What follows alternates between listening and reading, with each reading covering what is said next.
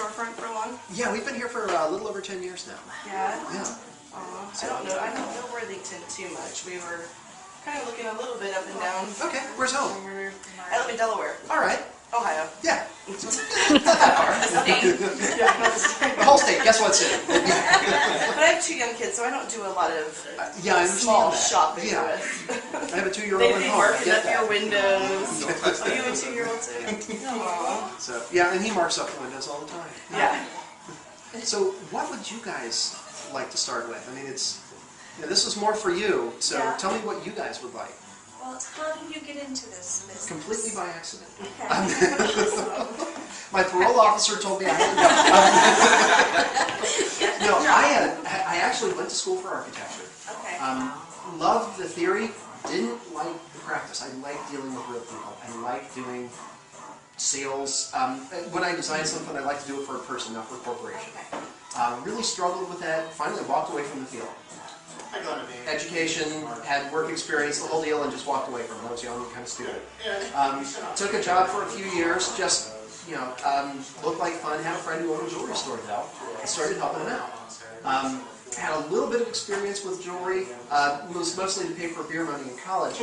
But great way to say you started out in a respectable profession. Yeah, paid for booze. But seriously, I mean, that's what I knew. I knew some basic wire working. Understood I was some going of to the say, were theory. you helping them do like sales or more the More of the design? technical stuff. Yeah. Not design yet, just basic repair. Yeah. That's about all my skill level allowed for. But his business started growing to the point where he really needed full-time help. We worked out an arrangement where I'd work half the day, he'd give me education for the other half of the day, and I'd be able to keep doing my regular job until I was at the point where I felt like I could move over full-time. And it just slowly evolved into something, and the more I got involved in it, the more I figured out I really liked it. It was everything I wanted in my field, but some of the things I didn't realize you could get someplace else.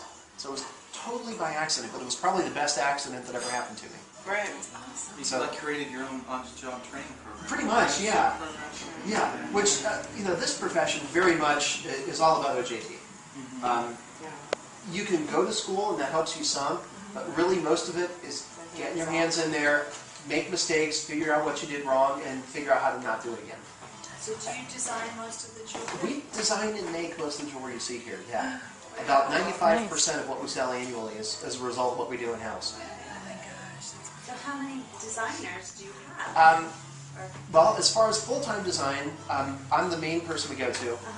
We have 2 full-time goldsmiths in back, one of whom really is a designer in his own right. He just doesn't like to deal with the public as much. The guy's amazingly gifted. But the challenge is, he thinks too quickly, and people who don't do this for a living have a hard time keeping up. So he can produce probably 5 rings at a time. I can produce 1, and his will look better. Okay. I do us a better service being out here. He does us a better service by being back there. But he and I tend to be the interface between the 2. Do you sell to other shops then? Yeah, we do work for other shops. Yeah. And that helps a lot because most of them don't have the capabilities we have. We were very fortunate in the way we positioned ourselves. We kind of went back to a business model that I bet you is 60, 70 years old. Used to be right around World War II. Most shops did their own work and would do their own stone.